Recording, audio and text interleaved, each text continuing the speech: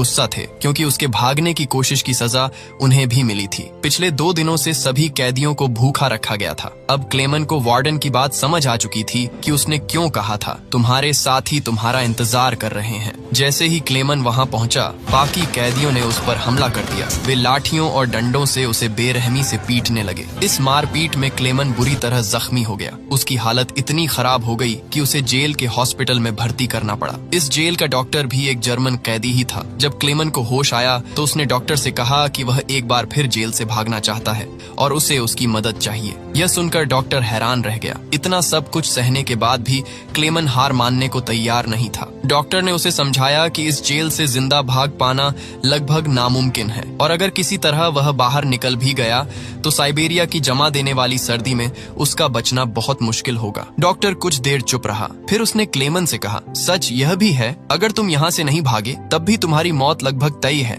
जिन कोयले की खानों में तुम काम करते हो वहाँ हवा में कार्बन की मात्रा बहुत ज्यादा है। ये धीरे धीरे शरीर में जाता है और कैंसर जैसी खतरनाक बीमारियां पैदा करता है, यानी यहाँ रहना भी उतना ही खतरनाक है। यही सोचकर डॉक्टर ने क्लेमन से कहा, तुम्हें एक आखिरी बार इस जेल से भागने की कोशिश जरूर करनी चाहिए। इसके बाद डॉक्टर ने अपनी अलमारी खोली और अपने सारे गर्म कपड़े, जूते और जरूरी सामान निकालकर क्लेमन को दे दिए। वह चाहता था कि इस बार क्लेमन पूरी तैयारी के साथ निकले। साथ ही डॉक्टर ने उसे एक जरूरी जानकारी भी दी। उसने बताया कि रूसी सैनिक अक्सर अपना खाना रेलवे लाइनों के पास छुपा कर रखते हैं ताकि जरूरत पड़ने पर उन्हें आसानी से मिल सके। ये जानकारी अब क्लेमन के लिए आगे के सफर में बहुत काम आने वाली थी। इसके साथ ही डॉक्टर ने क्लेमन को अपनी एक बंदूक भी दे दी ताकि जरूरत पड़ने पर वह अपनी हिफाजत कर सके। दरअसल डॉक्टर ने यह सारा सामान पहले से ही इकट्ठा कर रखा था क्योंकि वह खुद भी कभी इस जेल से भागना चाहता था, लेकिन 1 हफ्ते पहले ही उसे पता चला कि वह कैंसर का